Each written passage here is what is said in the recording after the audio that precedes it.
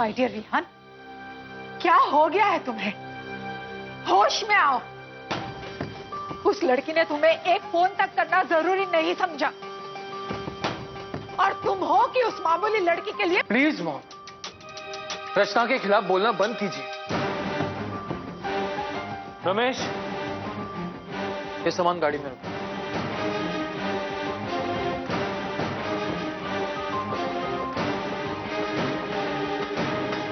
Rihan, my dear Rihan. देश की हालत दिन पर दिन बिगड़ती जा रही है और नेताओं को, उन्हें तो सिर्फ वोट बटोरने की पड़ी है। समझ में नहीं आता कि ऐसे में किसको वोट दे भी या नहीं। रचना, रिहान का कोई फोन, एसएमएस कुछ आया?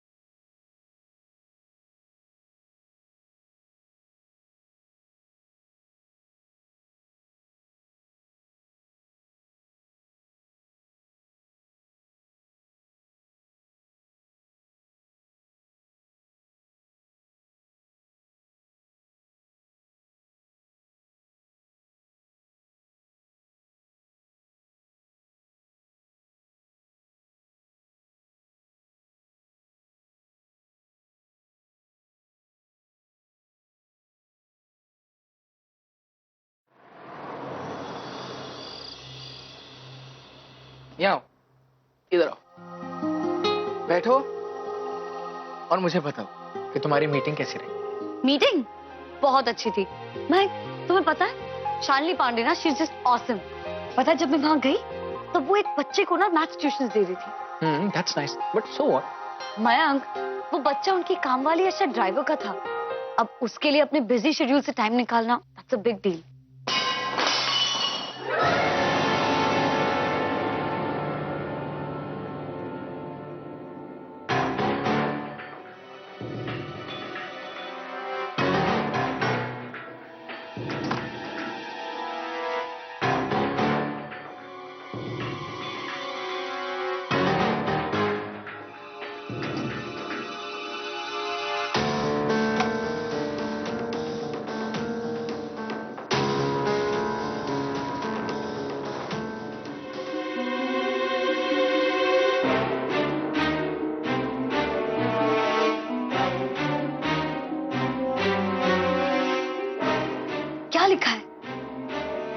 तुम्हारी भलाई किसमें? जानती नहीं क्या? इसका क्या मतलब है? कौन हो सकता है? पता नहीं। कोई है जो मुझे शालिनी पांडे को ज्वाइन करने से रोकना चाहता है। रिलैक्स कुंचन, चाहे जो भी हो, मैं हूं ना तुम्हारे साथ। Don't worry.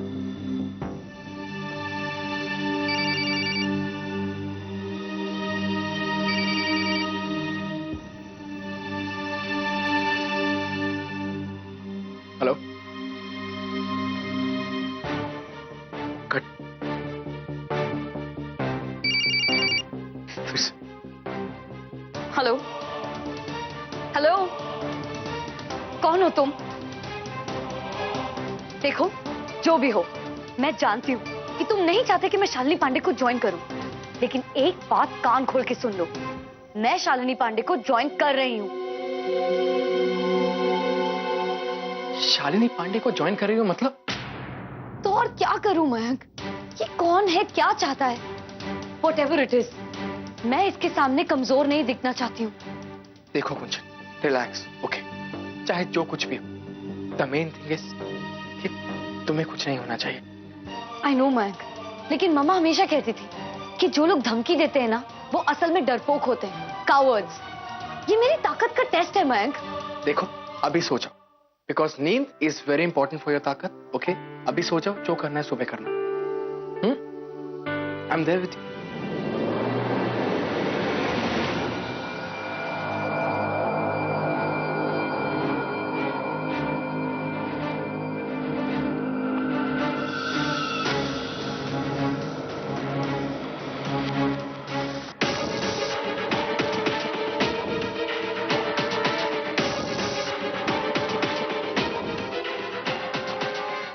तुम्हें क्या लगता है गुंजन गर्ग, एक पिद्दी सा मोर्चा करके सारी बाजी मार लोगी, स्टार बनोगी? हाँ, सवाल ही नहीं। तुम्हें 10 दिन हुए नहीं मैडम को जाने, मैंने 10 साल से करीब से जाना है मैडम को। तुम्हें क्या लगता है तुम्हारी चकाचौंध में मेरी मेहनत फीकी पड़ जाएगी? मैं ऐसा हरगिज नहीं होने दूंगा, हरगिज नहीं।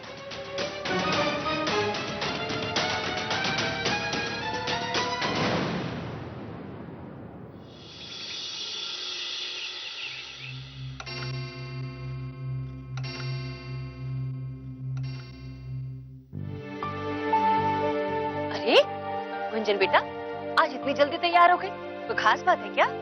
जी आंटी जी, वो मैं। अरे गुंजन, मौसी जी मैं आप ही के पास आ रही थी। मैं सोच रही थी कि अगर रचना मेरे साथ चलती शालिनी पांडे जी के यहाँ तो। गुंजन बेटा, तुम तो जानती हो ना रचना पर इस वक्त क्या बीत रही है। हमें ऐसा लगता है कि अगर वो घर पर रहकर आराम करेगी तो उसके लिए अच्छा होगा, नहीं? जी मैं समझ सकती हूँ। हम तुम्हारे साथ चले चलते, लेकिन अरे दीदी, आप बेकार में चिंता कर रही हैं। गुंजन के साथ हम चले जाते, पूरा दिन साथ रहेंगे, अकेला नहीं छोड़ेंगे। और वैसे भी कोई बड़ा साथ में जाए ना तो बड़ा अच्छा इंप्रेशन पड़ता है। बस बेटा, हम अभी तैयार होकर आए, बस यूं गए और यूं आए। अब आंटी जी, वो मैं।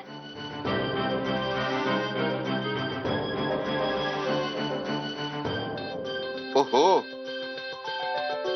आज सुबह सुबह कहाँ जाने की तैयारी हो रही है?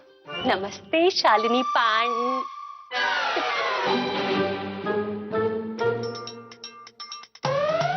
सुप्रभात पांडे मैडम जी। हाँ, ये ठीक रहेगा। लो, हम तो हो गए तैयार। कैसे लग रहे हैं हम? ठीक है ना? वो क्या है ना कि मैडम के ऑफिस में जा रहे हैं ना, इसलिए पहला इंप्रेशन ना लास्ट इंप्रेशन होता है। क्या हुआ, ठीक नहीं है? बदल दे क्या? अरे नहीं नहीं, बहुत अच्छी लग रही है। बेटा, ये ना हमारी सबसे अच्छी और सबसे महंगी साड़ी है। हाँ, चलिए। बाय बेटा।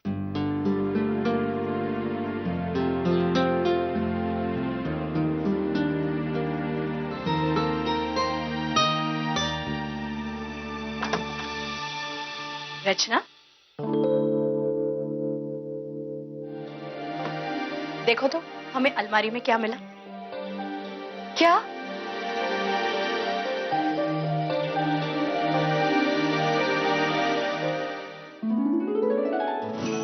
देखो तो, कोई भी देखेगा तो कहेगा रचना ही है ना? सच मम्मी, ये तो हमारी फोटो लगती है ना? सिर्फ हम ब्लैक एंड व्हाइट में है।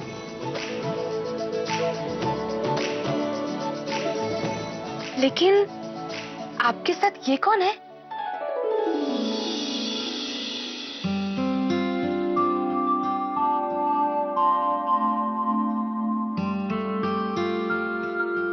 बताइए ना मम्मी, कौन है ये? था कोई। कौन? बताइए ना। हमारा एक दूर का रिश्तेदार। उन दिनों में परिवार बहुत बड़े हुआ करते थे। गर्मियों की छुट्टियों में हम सब एक साथ मिला करते थे। बहुत मजा आता था। उसी खेल खेल में पता ही नहीं चला कब हम इसे चाहने लगे थे। फिर आपने किसी को बताया नहीं? अरे नहीं बाबा, वो जमाना ही और था। और फिर अगली छुट्टियों में ये वापस आया ही नहीं। हम बस सोचते रह गए कि कहाँ होगा, क्यों नहीं आया। लेकिन किसी से पूछने की हमारी हिम्मत नहीं हुई। शुरू शुरू में उसकी बहुत याद आती थी, लेकिन फिर समय का मरहम है ना, सारे दर्द कम कर देता है।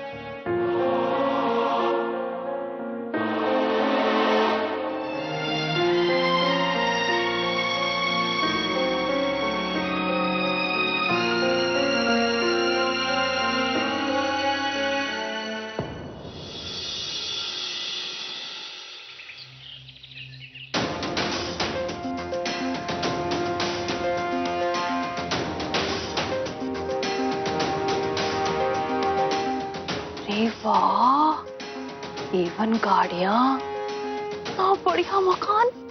ठाठ है शालिनी मैडम के। हेलो कमिश्नर साहब, आप सर मैडम इस वक्त वर्कशॉप में बिजी है। जी जी जी। शालिनी पांडे जी है? हाँ, आइए, नमस्कार। जी आंटी जी, आप यहीं बैठिए, मैं आती हूँ। हाँ।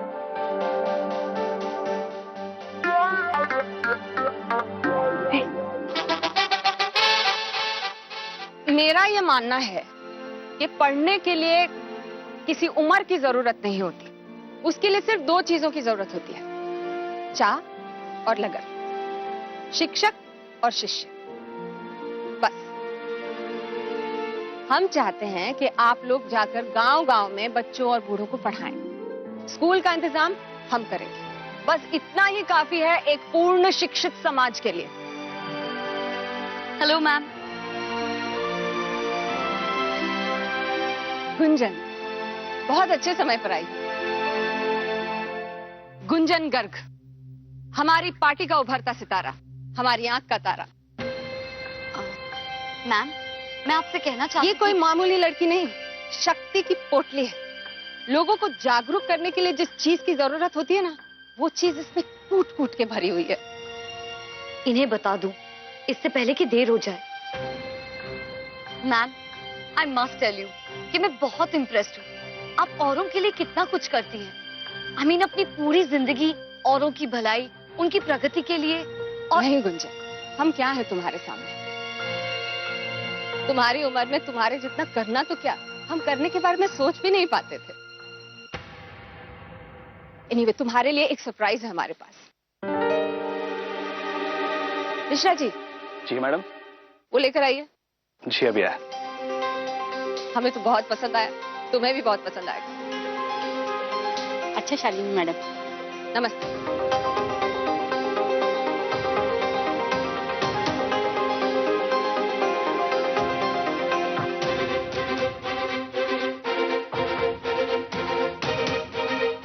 बस ये पकड़ो जरा।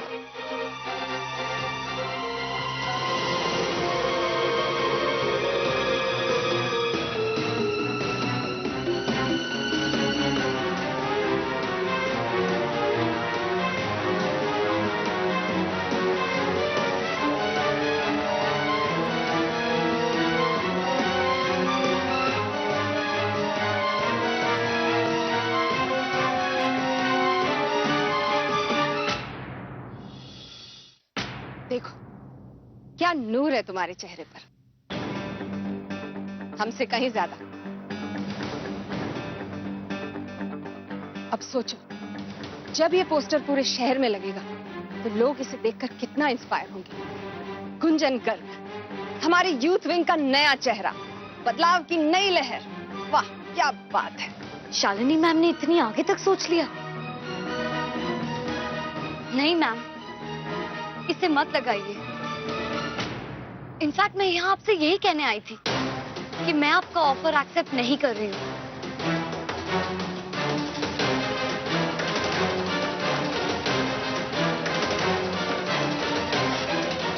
देखिए ना, मैं सिर्फ 19 इयर्स की हूँ। मैं आपकी इस कैंपेन का हिस्सा रहूंगी, लेकिन बाहर से, पार्टी ज्वाइन करके नहीं। मेरा ये युवा नेता बनने का कोई मन नहीं है। Please understand ma'am. इस वक्त मेरी फैमिली, उनकी सिक्योरिटी, वो मेरी प्रायोरिटी है मैम। और अभी रिसेंटली में मेरी शादी हुई है, ससुराल में रहती हूँ, कॉलेज भी जाती हूँ, ऑलरेडी बहुत सारी जिम्मेदारियां हैं। प्लीज एक बार मेरे पॉइंट ऑफ व्यू से सोचकर देखिए। आपका मुझ पर भरोसा, that's a huge complement for me. लेकिन पॉलिटिक्स की मैं एबीसी भी नहीं जानती हूँ। कोई बात नहीं गुंजन, हम तुम्हारे फैसले की कदर करते हैं। जिंदगी तो कई रास्ते दिखाती है, कौन सा रास्ता चुनना है वो हम पर निर्भर करता है। मिश्रा जी। जी मैडम। दूसरे पोस्टर्स छपवाइए, ये नहीं लगने चाहिए। ओके मैडम, अब ये ले जाओ।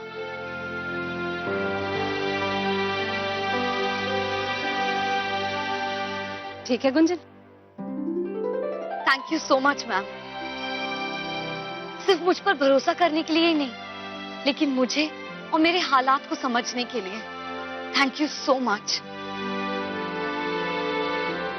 आप मुझसे नाराज तो नहीं है ना?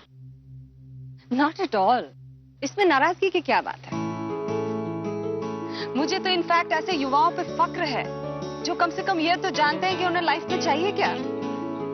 मगर याद रखना गुंजन, आइंदा किसी चीज की जरूरत पड़े तो मेरे ऑफिस के दरवाजे हमेशा तुम्हारे लिए खुले। Okay, thank you ma'am.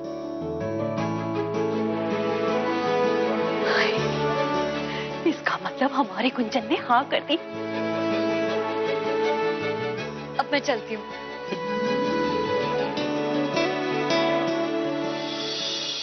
अब हमारे पास भी ना इतना ही बड़ा घर होगा, इतनी लंबी लंबी गाड़ियां होंगी। अरे वाह, बहुत सारे चमचे भी होंगे जो हमारे आगे पीछे घूमेंगे।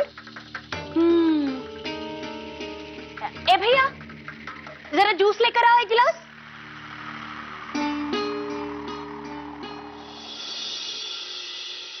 चलिए आंटी जी। नहीं बेटा, वो हमने ना जूस मंगवाया है, अब फिर कभी पी लेंगे ना। चलिए ना। पर बेटा वो juice please.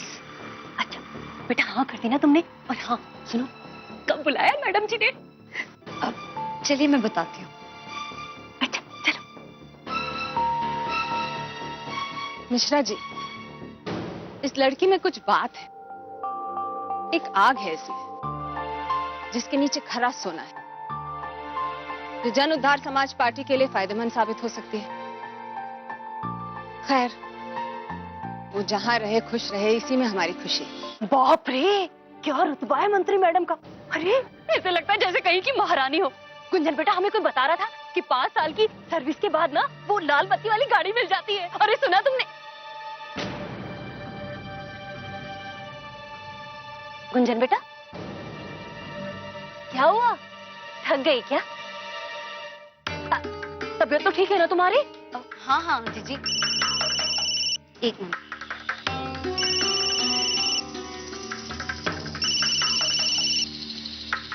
Hello, good afternoon Gunjan Garg. बस ये कहने के लिए फोन किया था कि जितना सोचा था तुम उससे कहीं ज्यादा समझदार निकली। कौन है आप? कहाँ से बात कर रहे हैं? मेरा नाम या पता जानकर क्या करोगी? बस ये जान लो कि हम तुम्हारे शुभ चिंतक बोल रहे हैं। मना करके तुमने एकदम सही किया गुंजन गर्ग। भैया सुनो, हमें सलाम करो। शुभचिंतक, आप जैसे लोग ही तो हैं जो हम जैसे लोगों को सही राह दिखाते हैं, समाज सेवा में 24/7 हाजिर, राइट? Excuse me.